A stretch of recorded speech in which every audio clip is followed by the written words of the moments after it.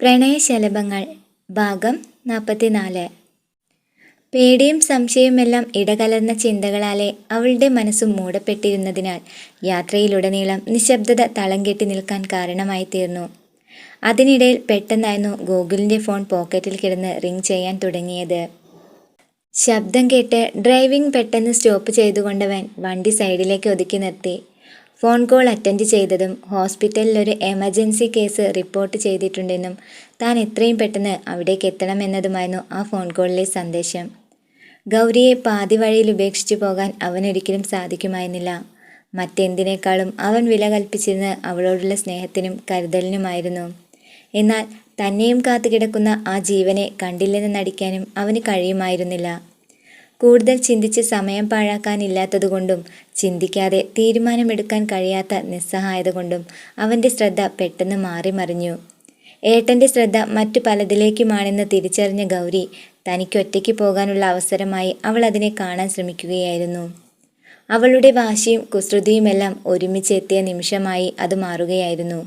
മെല്ലെ ഡോറ് തുറന്ന് പുറത്തേക്ക് നോക്കി. തലങ്ങും വിലങ്ങും ചീറിപ്പായുന്ന ബസ്സുകളെ കണ്ടപ്പോൾ ഏതെങ്കിലും ഒന്നിൽ കയറിക്കൂടാൻ തനിക്കൊരു പ്രയാസവും ഉണ്ടാകില്ലെന്ന് അവളും ഉറപ്പിച്ചു. ചില ഇൻഫർമേഷൻസ് പാസ് ചെയ്യാനായി മൊബൈൽ ഫോണിലേക്ക് ശ്രദ്ധ പതിപ്പിച്ചു നോക്കിയിരുന്ന ഗോകുലിൻ്റെ കണ്ണു വെട്ടിച്ചവൾ പതിയെ ഡോറ് തുറന്ന് പുറത്തേക്കിറങ്ങി. ഏട്ടനെ പറ്റിച്ചെന്ന പുഞ്ചിരിയോടെ പെട്ടെന്ന് റോഡ് ക്രോസ് ചെയ്യാൻ ശ്രമിക്കുന്നതിനിടയിൽ എതിരെ വന്ന ഒരു വാഹനം അവളെ ഇടിച്ചു തെറിപ്പിച്ചു. ഒന്നും അറിയാതെ ഫോണിലേക്ക് ശ്രദ്ധ പതിച്ചിരുന്ന അവൻ്റെ വണ്ടിയുടെ മുൻഭാഗത്തെ ചില്ല് ഗ്ലാസ്സിലേക്ക് പെട്ടെന്ന് തെറിച്ചു വന്ന് വീണ ചോരത്തുള്ളികളെ കണ്ട് അവൻ ഭയന്ന് വിറയ്ക്കാൻ തുടങ്ങി. തൻ്റെ തൊട്ടരികിലിരുന്ന ഗൗരിയെ കാണാനില്ലെന്ന് കണ്ടതും അവൻ പരിഭ്രാന്തിയോടെ പുറത്തേക്ക് ചാടിയിറങ്ങി.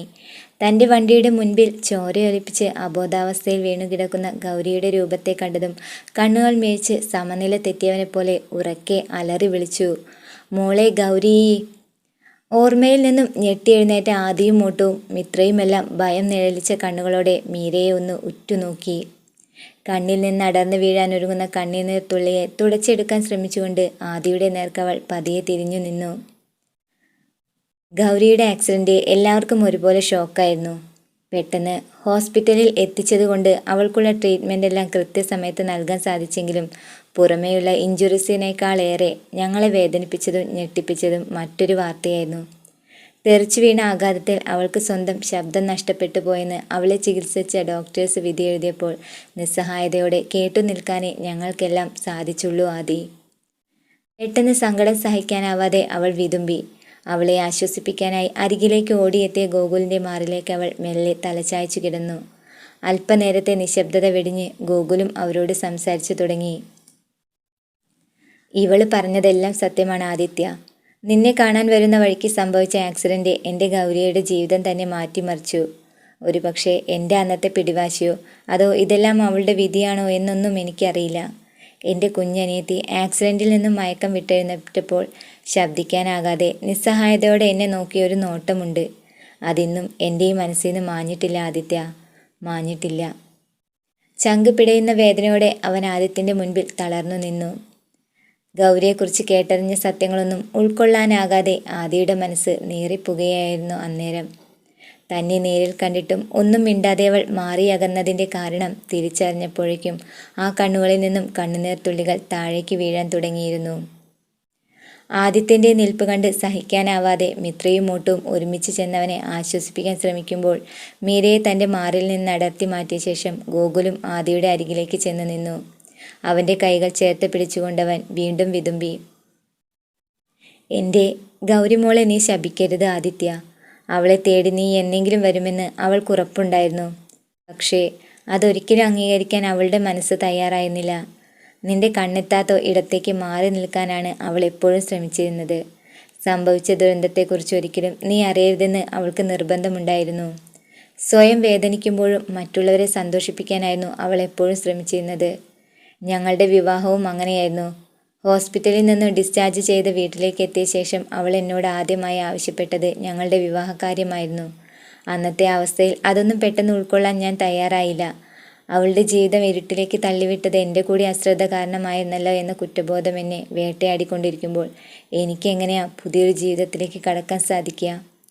പക്ഷേ അതൊന്നും കേൾക്കാൻ അവൾ തയ്യാറായിരുന്നില്ല.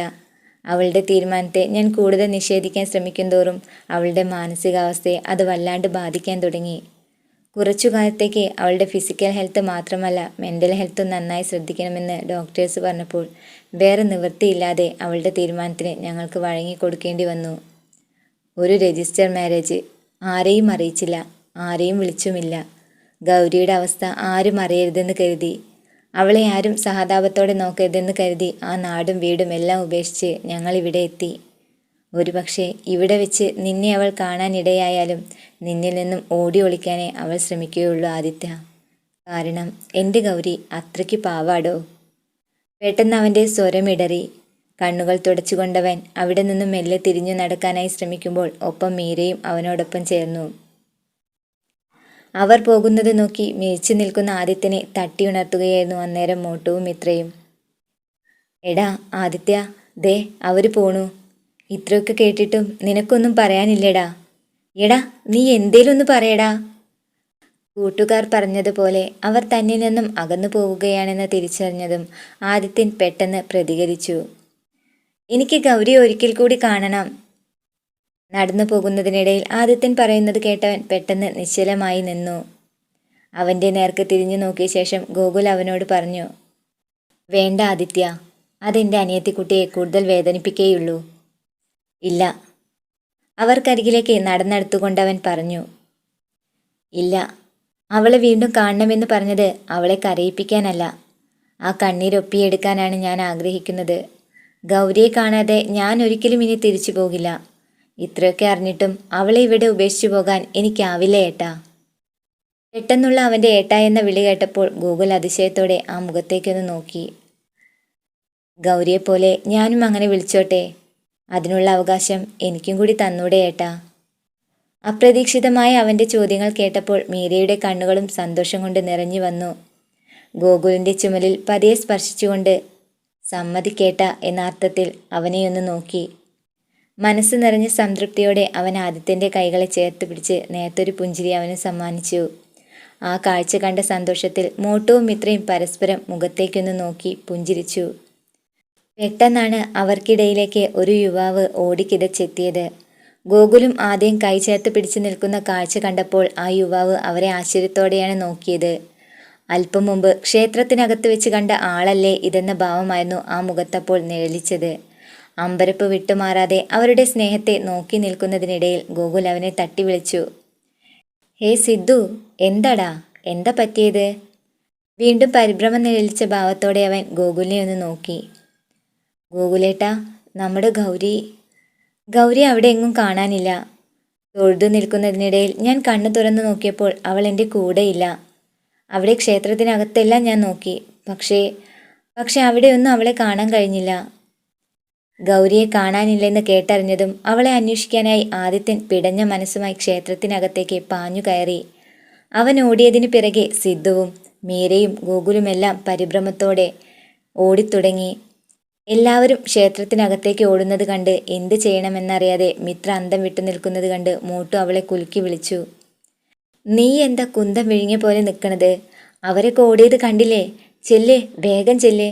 ഇനി ഒരിക്കലും ആദയെ കാണില്ലെന്ന് കരുതി ആ പാവം കൊച്ചി എന്തെങ്കിലും അബദ്ധം കാണിക്കുന്നതിന് മുമ്പേ അവളെ കണ്ടുപിടിക്കാൻ നോക്ക്. വേഗം പോയി നോക്ക് മിത്രേ. മോട്ടു പറഞ്ഞതനുസരിച്ച് ഒട്ടും വൈകിപ്പിക്കാതെ മിത്രയും അവർക്കരികിലേക്ക് ഓടി. എല്ലാവരും ക്ഷേത്രത്തിലേക്ക് പ്രവേശിക്കുന്നത് പുറത്തുനിന്ന് നോക്കി നിൽക്കാനേ അവന് സാധിച്ചുള്ളൂ.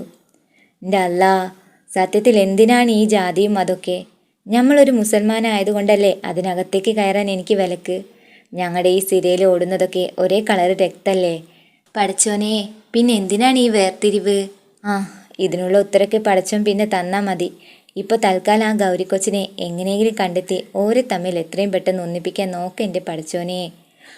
അവൻ ഉള്ളുരുകി പ്രാർത്ഥിച്ച് ക്ഷേത്രനടയിലേക്ക് കണ്ണെടുക്കാതെ നോക്കി നിന്നു.